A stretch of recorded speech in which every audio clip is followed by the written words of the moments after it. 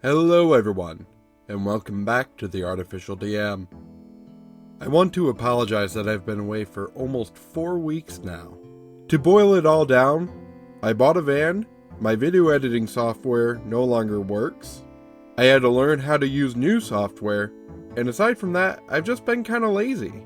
For right now, I want to try to put out one video a week at least, just to get back into the rhythm of things. And I want to thank you all so much for all the views and new subscribers that I gained over the past few weeks. It was a massive surprise and a huge inspiration, and I really do appreciate it. I'm only going to read one story today, and that's because I don't have a ton of time.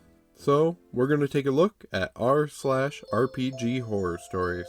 This story is from the user, Queen of Dragon Pass. That guy makes terrible decisions. The party with names changed.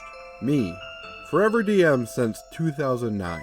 I try to not be an adversarial DM, but I run combat as an extension of roleplay, which means that smart creatures fight smart, and if something is really out for blood, the party needs to approach carefully.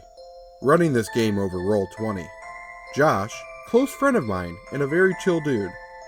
Newish to tabletop RPGs, but learning quickly. Playing a beliefling, a tiefling cleric.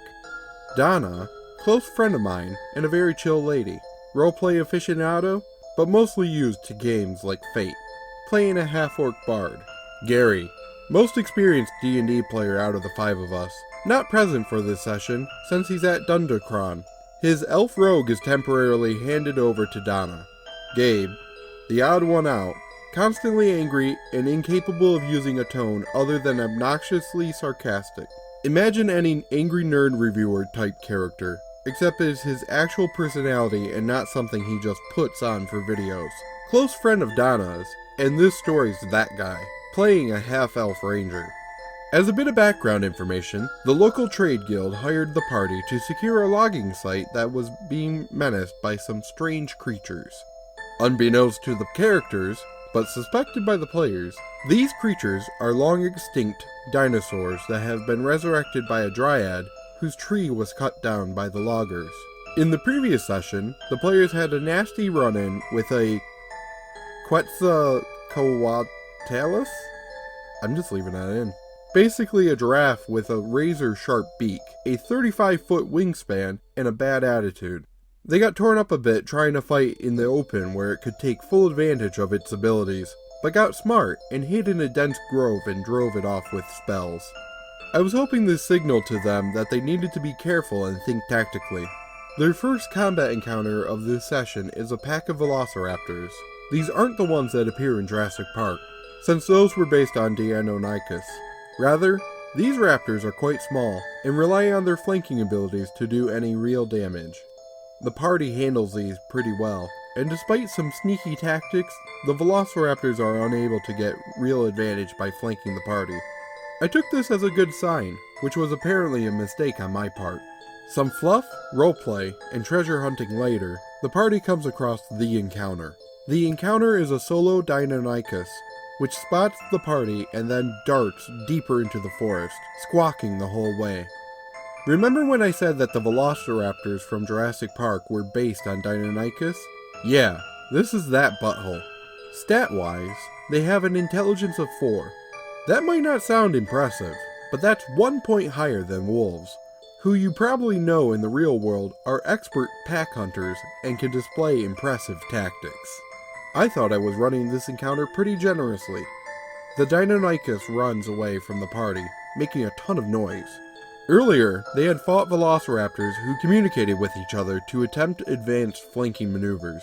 I thought I was signaling to the party that something is up and they need to be careful.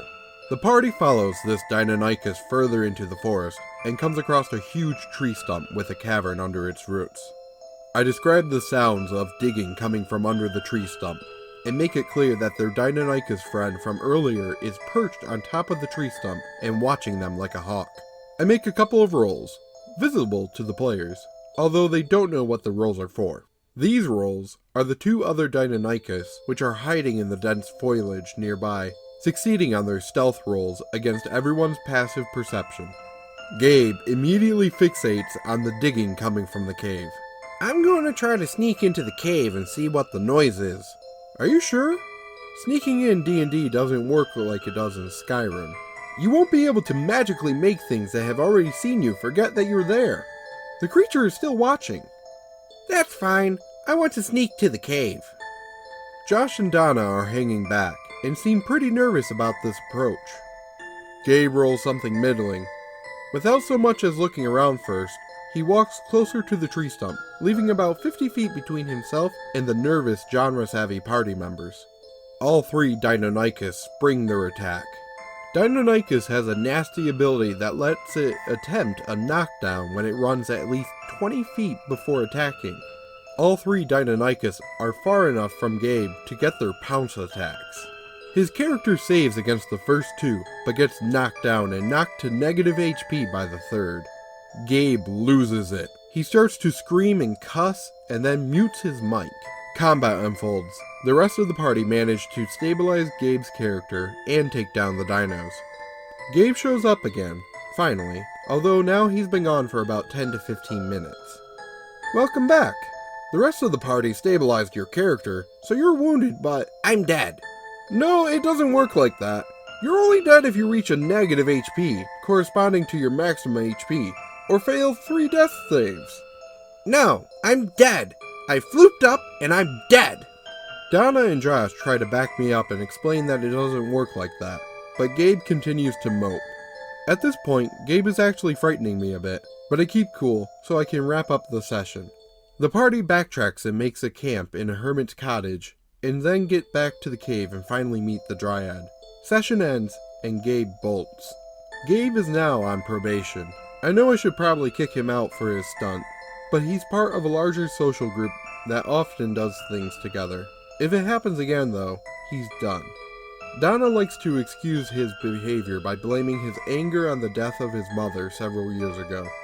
But literally everyone else in this group has experienced severe trauma at some point, and we managed to keep it together for game night. Gabe needs to be in therapy if he is really having this hard of a time coping. The worst part is that now I feel like if anything bad happens to Gabe's character, he's going to have another breakdown. And that's the end of the story.